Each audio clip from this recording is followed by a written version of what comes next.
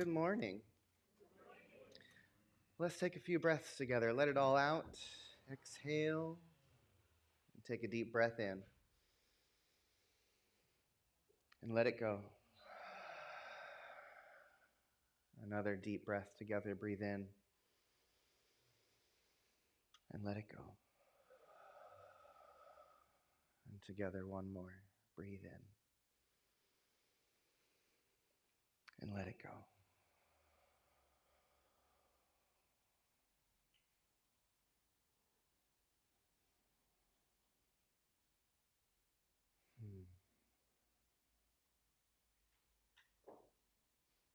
And so, good morning again. If you don't know me, I'm Reverend Elisha Christopher. I'm the spiritual director and senior minister of the Center for Spiritual Living here in Santa Cruz. My pronouns are they and them. And my ancestors come to us to this country from all over the world. Those that we know immigrated here came here from Ireland, Scotland, Austria, and Holland. I do have ancestors indigenous to the Americas as well. I also just in this moment am just thinking of all of the spiritual teachers who've come before me and all those voices who live through me and each one of us. This month, our theme we're exploring is the practice of becoming. And as Beth was singing the song, God is watching us from a distance, I was thinking about how many of us have tracked the Artemis mission over the last couple weeks that's gone and come back. And, our little slingshot around the moon. Humans have gone further than we've ever been before out into space. And I was watching one of the astronauts who was speaking, I think it was the captain, who was saying, seeing the Earth from that perspective with his own eyes, there was this sense of awe and almost incomprehensible wow in what he was trying to explain in this interview. And the thing that I heard him say, which really landed with me, he says, I don't think the human mind has yet evolved to comprehend what I saw. Take that in. I don't think the human mind has yet evolved to comprehend what I have seen with my own eyes. And from the first space missions in the 60s and 70s, the astronauts who came back said the same thing. That everyone who's been able to actually leave this earth plane on which we live for a short period of time and get to zoom out to that vast perspective to see the whole of the earth as one shining, living thing. We talk about oneness as a spiritual idea, as a feel-good idea, but there's a handful of folks alive who have seen our oneness with their own eyes. And that from that perspective, there are no borders, there are no labels, there are no nations, there are no individuals, there is only the one living wholeness.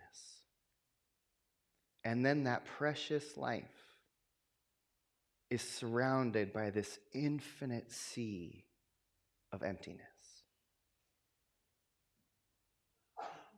And as there's something awe-inspiring about just getting to think about that. To really think that beyond even what we can imagine, to when we speak in our land invocation and our acknowledgments here, and we talk about feel the earth as a living, breathing being, to feel yourself as part of something greater.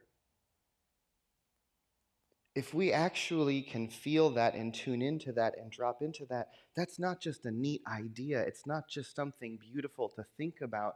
That is a higher truth that perhaps we have not yet evolved to comprehend. And yet we're on the verge of it, right? As we start to, I've often thought that once the ideas that are coming forth in our emergent sciences about the nature of the universe and quantum physics, and once all of those things become common knowledge in human consciousness, I think we're going to interact with reality in a different way. I think we're going to interact with each other and with the universe in a different way. right? And we've all been operating for centuries and centuries on, Newton's ideas and, Galileo's ideas and all these things that have told us, oh, we're the center of the universe. Oh, there's a clockwork universe. You're part of this great mechanism that's unfolding. And that affects how we think and how we interact with the world. And in this idea of the practice of becoming, the thing I've been thinking about is, what are we practicing becoming? Right? Because everything we do is part of our practice, whether we're aware of it or not. And so each and every day, when we respond to things, when we make choices, when we move through the world, when we study, when we react, when we interact, we're practicing a way of being. And we're practicing becoming something all the time. That's why all spiritual traditions give you spiritual practice. Practice being spiritual. Just keep practice being spiritual, and eventually you will be spiritual, right? Because you already are, and the practice is bringing our awareness to the thing. But the question I want us to really contemplate today is, what are we practicing becoming? With our attention, with our energy, with our choices, with our spiritual practice, when we come together, what are we practicing for? And I think that in a big way, all of the practice, this thing about becoming, is about, let us live into our evolution.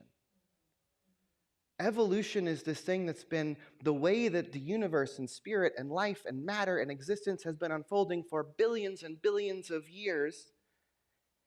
And then something happened. Evolution awakened to itself. That the process has been unfolding just by the nature of its being for billions of years. The universe has been expanding. Things have been becoming more complicated and more beautiful, and things have been coming into existence. And at some point in that, the universe woke up, and humanity came into existence. And these beautiful little brains that live inside these beautiful little bodies somehow began to become a place where the universe started to look back at itself and see itself. Do you hear that? That you, each one of us, you and I, each living being on this planet, every human who has awakened consciousness of any kind that can say, I'm an I and you are a you, is the way that the universe has suddenly begun to perceive itself and be aware of it. So then our job becomes to continue that evolution. If I am the way that the universe is becoming self-aware, then I can continue that evolution by becoming more and more aware of myself. That the more each one of us becomes self-aware, the more we evolve the thing that is that awareness. We evolve the universe, right? And just like the universe evolved for billions of years rather unconsciously and just became and became and became and became and became, and then it woke up, and then it started to get a little more complicated. Because it seems like trees and planets and star systems and galaxies all seem to just be creating easily and effortlessly without thinking about it. Then we have this beautiful capacity. Now I'm the universe, awake to myself, and now I'm starting to question everything. I'm starting to wonder why I do what I do, rather than just doing it because it's what I do. Right? That's the difference between me and an earthworm. Right? Is that the earthworm just does what it does. I question why I do what I do. There's a cute little joke from one of my favorite books that talks about an earthworm crawling underneath the ground, and it runs into another earthworm and says, "Oh my God, I love you, you're beautiful." And the other one says, "Don't be ridiculous, I'm your other end."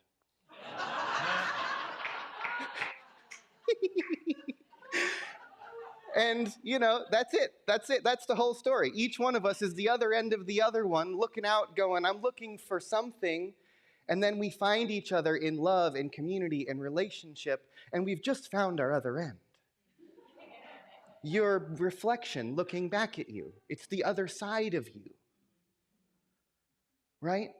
And It seems in a big way, when I look out into the nature of the nation and the nature of the universe, it is our other end that seems to be rearing its head everywhere, right? And so from that, we let that be an invitation to us. Because that invitation can tell us that if I'm looking, there's a part of me that I'm getting back that I may not want to look at. Right? That's what a mirror does. It allows us to see. You've never seen your own face. Think about that. You've seen a reflection of it reversed and warped by a piece of glass, but you've never seen your own face. It's only through the eyes of every other being that you've ever met that you have been seen. And that we give the gift of seeing to each other.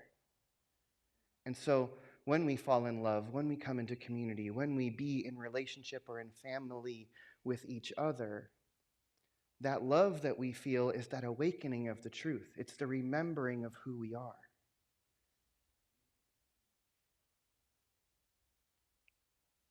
And so to let our practice each day to be about being as aware as we can, that there's something greater than we are that's seeing through us, that's happening through us. There's the I am that I am, the ego self, the individual that has a name, that has a face, that we all think that we are. But that's only the surface of who we are. And that the more we choose to be aware of ourselves, I think that's what meditation teaches us when we sit still, when we sit in the quiet, when we pay attention to our breathing, we're learning how to pay attention. And so much of our attention is spent out here when the true guidance and wisdom comes from that deep inner voice. And when we start to listen to it, we might hear it as our intuition. We might hear it as that little voice that says, do this, do that, turn left, turn right, go there. And we follow it. But if we can get quiet enough and be in the practice and get still enough, there's a voice even deeper than our intuition. And it's the current of energy. It's the flow that's moving through you. It's the subtle ways that you notice that you're tense, you're holding your jaw, you're clenching some portion of yourself inside, you're holding your breath, you're not breathing all the way. Or you notice the warmth or the flow that might be in a particular situation. The more we can practice paying attention, the more we can start to listen to the deep inner current that is moving through each one of us. And there is a unique, individualized way that the universe is flowing through each one of us. And the way that we experience the best version of life is to follow that current as much as we can without questioning it. Because the gift and the curse of the human mind, again, is that we are the universe happening, but we have the capacity to question it. And as I talked about last week, part of our work is just about learning how to get out of our own way and let God happen. Let evolution happen through us. Let creation happen through us. Let love happen through us. Let justice, let truth, let power happen through us because it's ready, it's waiting, it's wanting to come through you. Each one of us came here into this world to be a revealer of truth. Ernest Holmes says in our statement of beliefs that anyone who lives in close contact with the indwelling spirit can be a revealer of truth. And so when I'm asking you what we're practicing becoming, it's practicing becoming in right relationship with that greater source presence and allowing each one of us to be revealers of truth, revealers of whatever it is you think the world needs. You came here to be the revealer of that joy, the revealer of that love, the revealer of that truth, whatever it is. Right? And remembering that everyone and everything that comes at you is your invitation, is your reflection, is your other end saying, pay attention, wake up a little bit,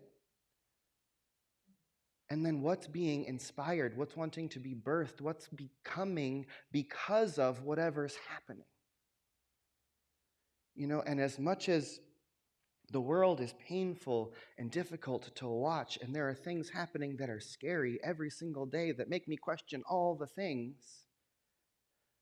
The more I see the temperature rising in the world, the more and more I become inspired that something magnificent is about to happen.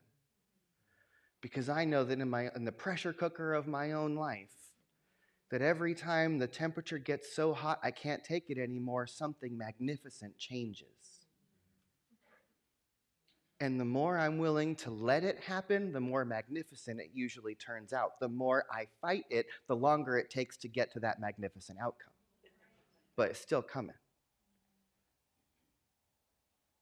And so I want each one of us to think in this moment right now, what am I? Ask yourself, what am I practicing becoming? Each and every day. If every day I'm practicing becoming something, I'm becoming more of something. I'm becoming more of whatever direction I'm giving my attention. I'm becoming more of whatever it is I give my energy to. And so notice when you're watching the news, when you're paying your bills, when you're going out to eat, when you're spending time with friends, when you're talking about what you're talking about, remember that you are perpetuating something, that you are practicing something. And if you practice talking about how bad it is every single day, I promise you, friends, practice makes perfect. If you talk every day about how bad it is, you are practicing an awareness about how bad it is. I promise you, you will see how bad it is. Do you hear me? So what are you practicing? What are you practicing becoming? If every day your unconscious or conscious activities are the practice of what you are building, take that as a trajectory, point it out 1,000 days in the future, and see what you're practicing becoming. Are you practicing becoming more joyful? Are you practicing becoming more aware? Are you practicing becoming a greater voice of truth? Are you practicing becoming more courageous? What are you practicing? Because if you keep up the practice, it will make perfect. And that the more we engage in the practice, the more we engage in the spiritual practices, the more we engage in the classes and the learning, the more we engage in being consciously aware of our thoughts and our choices, the more we become awake to the process. And I'm pretty sure I say this all the time. I think our only job here is just to wake up. We're all doing some level of sleepwalk through life. Have you noticed how days and weeks and months and years just go by as if where did they go? It's because on some level we've been asleep and the days are just rolling by.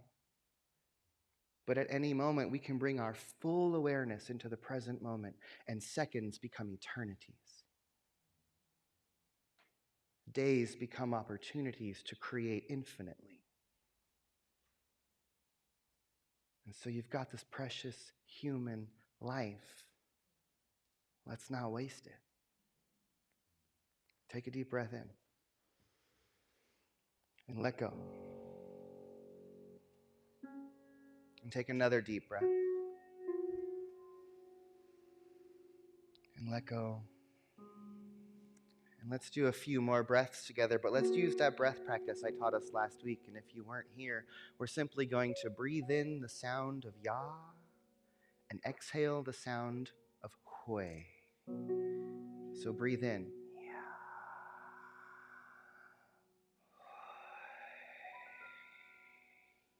Together again.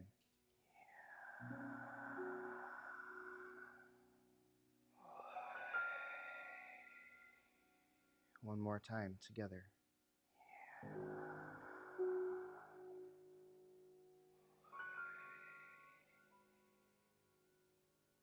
And as we hear that breath move through the room, let us remember that there is only one who is breathing.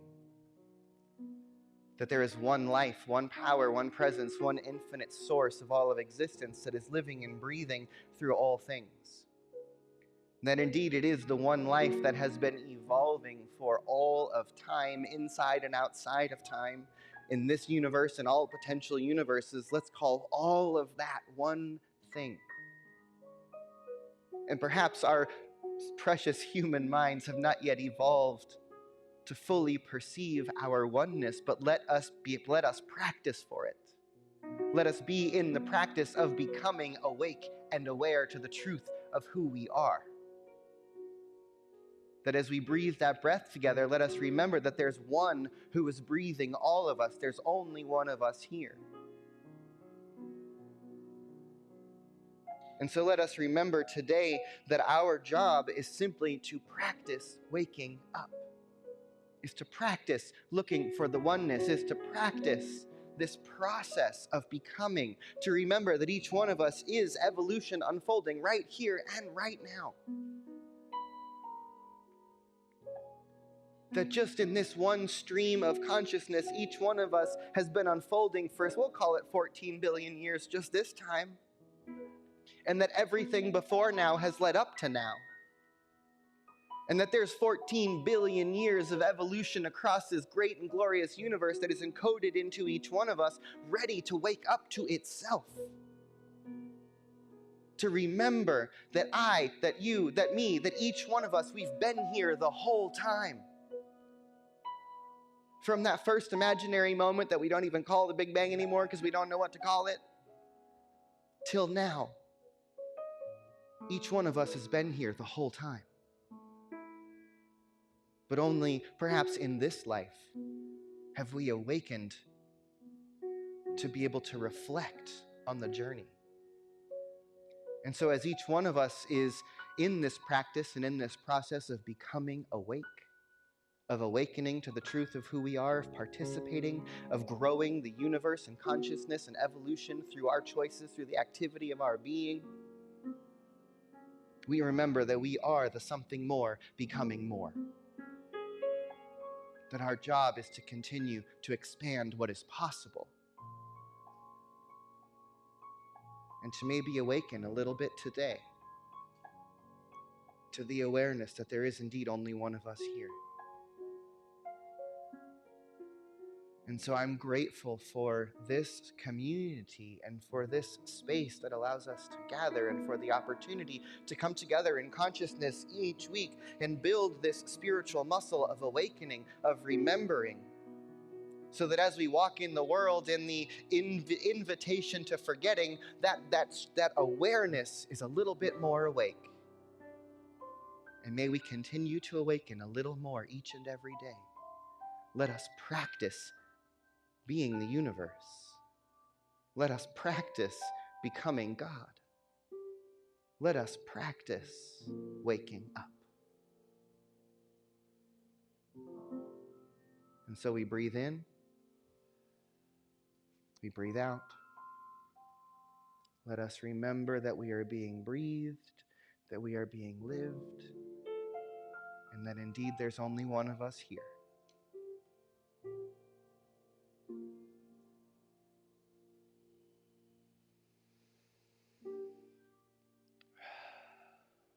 And so it is.